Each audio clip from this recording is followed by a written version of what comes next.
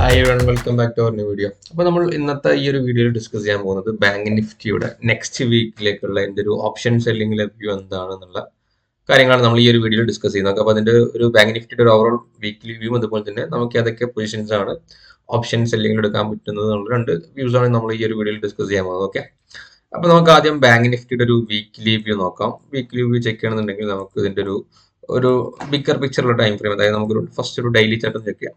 നമുക്ക് daily chart നോക്കുന്ന സമയത്ത് ഒരു കാര്യം മനസ്സിലാക്കാം. മാർക്കറ്റ് ഒരു പ്രീവിയസ്ലി ഉള്ള ഒരു ഹൈ ബ്രേക്ക് ചെയ്ത് റെസിസ്റ്റൻസ് ലെവൽ 53,400 എന്ന് പറയുന്ന ലെവൽ ബ്രേക്ക് ചെയ്ത് ഒരു സ്ട്രോങ്ലി ബുള്ളിഷ് ആയിക്കൊണ്ടാണ് മാർക്കറ്റ് പോയിക്കൊണ്ടിരിക്കുന്നത് അല്ലേ. അപ്പൊ ഇന്നത്തെ ഒരു ഡെയിലി ചാർട്ട് നോക്കുന്ന സമയത്ത് നമുക്ക് മനസ്സിലാക്കുക ഒരു സ്ട്രോങ്ങർ ആയിട്ടുള്ള ഒരു ബുള്ളിഷ് ഡെയിലി ക്യാൻഡിലാണ് മാർക്കറ്റിൽ ഫോം ചെയ്തിട്ടുള്ളത്. ഓക്കെ, അപ്പൊ നമുക്ക് ഇതിന്റെ ഒരു 4 ഹവറിലേക്ക് വരാം. 4 ഹവറിലേക്ക് പോകുന്ന സമയത്ത് നമുക്ക് കുറച്ചൊരു മൊമെന്റം, ആ ബയേഴ്സിന്റെ ഒരു മൊമെന്റം ലൂസ് ആയത് കാണാൻ പറ്റും. കാരണം മാർക്കറ്റ് ഇവിടുന്ന് തുടങ്ങിയ റാലിയാണ്. ഇവിടെ കുറച്ച് സമയം കൺസൾട്ടേഷൻ ചെയ്തു, അതിനുശേഷം ഇപ്പൊ ഇന്നത്തെ ഒരു ലാസ്റ്റ് ക്യാൻഡിൽ അല്ലെങ്കിൽ ഇപ്പൊ ഇന്നത്തെ ഒരു 1 ഹവറിലേക്ക് വന്നു കഴിഞ്ഞാൽ നമുക്കൊരു ബയേഴ്സിന്റെ ഒരു മൊമെന്റം ലൂസ് ആയ പോലെ ഒരു മൊമെന്റം, ഒരു കുറഞ്ഞ രീതിയിലുള്ള ഒരു സ്മോൾ ക്യാൻഡിൽസുകളിൽ, അതുപോലെ ലാസ്റ്റ് ഒരു ഈ ഒരു റിജക്ഷൻ പോലെ ഒരു റിജക്ഷൻ ക്യാൻഡിൽ ഒരു വിക്ക് ഇവിടെ ഫോം ചെയ്തുകൊണ്ട് തന്നെ മേ ബി എന്ത് എക്സ്പെക്ട് ചെയ്യാം, മേ ബി ചിലപ്പോൾ നാളെയും കൂടി ഈ ഒരു റാലി കണ്ടിന്യൂ ചെയ്യാം. ചിലപ്പോൾ എന്താകും, റാലി കുറച്ച് കണ്ടിന്യൂ ചെയ്തതിനു ശേഷം ഒരു ഫാള് നമുക്ക് എക്സ്പെക്ട് ചെയ്യാം. അപ്പൊ ഞാൻ ഇതേ ഒരു വ്യൂ ആയിരുന്നു ലാസ്റ്റ് വീക്കിൽ ഒരു എക്സ്പെക്ട് ചെയ്തിട്ടുണ്ടായിരുന്നു. പക്ഷെ ഒരു ചെറിയ ഫാളിന് ശേഷം മാർക്കറ്റ് പിന്നെയും ആ ഒരു ട്രെൻഡ് തന്നെ കണ്ടിന്യൂ ചെയ്തിട്ടുണ്ടായിരുന്നു. ഓക്കെ, അപ്പോൾ നെക്സ്റ്റ് വീക്കിലും ഞാൻ ഈ ഒരു ചിലപ്പോൾ കുറച്ചൊരു 400-500 പോയിന്റോട് മുകളിലേക്ക് പോയിട്ട് അവിടെ നിന്ന് ഒരു ഫാളാണ് ഞാൻ എക്സ്പെക്ട് ചെയ്യുന്നത്. അതുകൊണ്ട് തന്നെ നമുക്ക് രണ്ട് രീതിയിൽ ഇവിടെ ചെയ്യാൻ പറ്റും.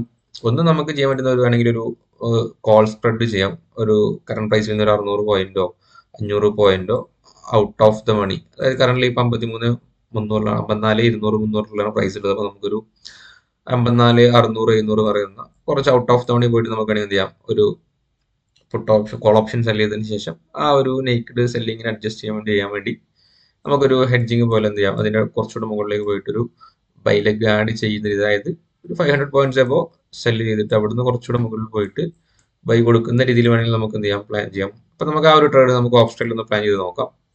സ്ട്രാറ്റജി ബിൽഡറിൽ എടുത്തതിന് ശേഷം ബാങ്ക് നിഫ്റ്റിയുടെ അടുത്ത കോൺട്രാക്ട്, അതായത് ഇപ്പൊ പ്രൈസിൽ 54,300 ഒരു 54,45-54,700 ലെവലിൽ നമുക്ക് 700 ആയിട്ടുണ്ടായാലും കുഴപ്പമൊന്നുമില്ല, ഒരു ലോട്ട് സെൽ ലോട്ട് കൊടുക്കാം. അതുപോലെ തന്നെ നമുക്ക് അതിന് അഡ്ജസ്റ്റ്മെന്റ് ചെയ്യാം. ഏകദേശം അതിന്റെ ഒരു ഹാഫ് എമൗണ്ട് പ്രീമിയം വരുന്ന 74 എമൗണ്ട് പ്രീമിയം വരുന്ന ഒരു ലോട്ട് ബൈ ചെയ്യുന്ന, ഇങ്ങനെ വേണമെങ്കിൽ പ്ലാൻ ചെയ്യാം. അപ്പൊ ഇതിൽ നമുക്ക് നോക്കിക്കഴിഞ്ഞാൽ ഇവിടെ നോക്കിയാൽ 54,770 ആണ് നമ്മൾ ബ്രേക്ക് ചെയ്യാൻ പോയിന്റ്. ആ ഒരു ലെവലിലെ മുകളിലേക്ക് മാർക്കറ്റ് ബ്രേക്ക് ചെയ്ത് പോയി കഴിഞ്ഞാൽ സ്വാഭാവികമായിട്ട് നമ്മുടെ ട്രേഡ് എന്താണ്, മാക്സിമം ഒരു 3,450 ലെവലിലെ ലോസ് ആണ് മാക്സിമം കാണിക്കുന്നത്. ഇനി അതല്ല, ഈ ഒരു ബ്രേക്ക് ആൻഡ് പോയിന്റിന്റെ ബിലോ ആണ് മാർക്കറ്റ് ക്ലോസ് ചെയ്യുന്നതെങ്കിൽ ഈ ഒരു 1,000 റുപ്പീസ് നമുക്ക് എന്ത് ചെയ്യാൻ പറ്റും, പെർ ലോട്ടിൽ നമുക്ക് അവിടെ പ്രോഫിറ്റ് ജനറേറ്റ് ചെയ്യാൻ പറ്റും. പക്ഷേ ഈ ഒരു പൊസിഷൻ മാർക്കറ്റ് ബുള്ളിഷ് ആയതുകൊണ്ട് തന്നെ കുറച്ച് റിസ്കിയാണ്.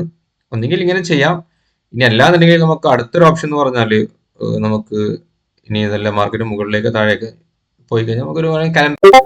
കാരണം നമുക്കൊരു 50-50 സിനാരിയിലാണ് മാർക്കറ്റ് ഉള്ളത്. ചിലപ്പോൾ എന്താകാം, ഈ ഒരു പോയിന്റിൽ തന്നെ കൺസോൾട്ടേഷൻ ചെയ്യാം. ഇനി അല്ലാന്നുണ്ടെങ്കിൽ മാർക്കറ്റ് മുകളിൽ പോയിട്ട് ഒരു കറക്ഷൻ, അല്ലാതെ ചിലപ്പോൾ ഒരു വലിയ കറക്ഷൻ വന്ന് ഇവിടെ ഒരു ഡിമാൻഡ് സോൺ ഉണ്ട്, ഈ ഡിമാൻഡ് സോൺ ടെസ്റ്റ് ചെയ്തിട്ട് മാർക്കറ്റ് മുകളിലേക്ക് പോകാനും. അപ്പൊ ഈ ഒരു റേഞ്ചാണ് മാർക്കറ്റ് 53,400 മുതൽ ഒരു 55, ഈ ഒരു റേഞ്ചാണ് ഞാൻ അടുത്തൊരു വീക്കിലെ എക്സ്പെക്ട് ചെയ്യുന്നത്. അപ്പൊ അതിനനുസരിച്ച് വേണമെങ്കിൽ നമുക്ക് എന്ത് ചെയ്യാം, ആ ഒരു റേഞ്ചിൽ ഒരു 55,000 എബോ ബ്രേക്ക് ആൻഡ് പോയിന്റ് വരുന്നതും, അതുപോലെ തന്നെ ഒരു 53,400 ബിലോ ബ്രേക്ക് ആൻഡ് പോയിന്റ് വരുന്ന രീതിയിലുള്ള ഒരു കലണ്ടർ സ്പ്രെഡ് പോലെ നമുക്ക് വേണമെങ്കിൽ എന്ത് ചെയ്യാം, പ്ലാൻ ചെയ്യാം. അതായത് കലണ്ടർ സ്പ്രെഡ് എന്ന് പറയുമ്പോൾ നമ്മളിവിടെ ചെയ്യുന്നത് എന്താണ്, കറണ്ട് എക്സ്പയറി ആയിട്ടുള്ള ഒരു അറ്റ് ദ മണി കോൺട്രാക്ട് വേണമെങ്കിൽ നമുക്ക് എന്ത് ചെയ്യാം, ആദ്യം സെല്ല് ചെയ്യാം. അതായത് 1 ഒക്ടോബർ 54,200 നിയർലി വരുന്നതുകൊണ്ട് തന്നെ നമുക്കത് എന്ത് ചെയ്യാം, ഒരു ലോട്ട് സെല്ല് കൊടുക്കാം 54,200 കേട്ടോ.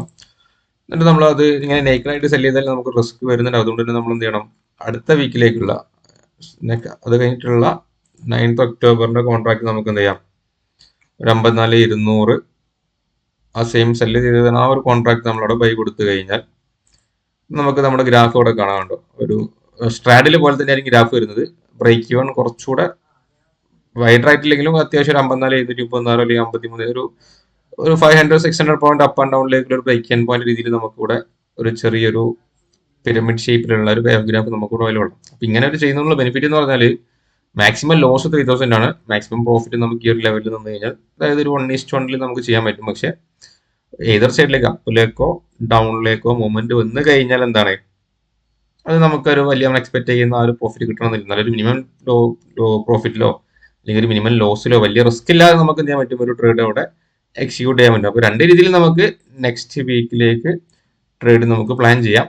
ഓക്കെ, അപ്പോൾ ഇതിന്റെ ട്രേഡിന്റെ റിസൾട്ടുകളും കാര്യങ്ങളും നമുക്ക് നെക്സ്റ്റ് വീക്കിലെ വീഡിയോയിൽ ഡിസ്കസ് ചെയ്യാം. Okay, thank you.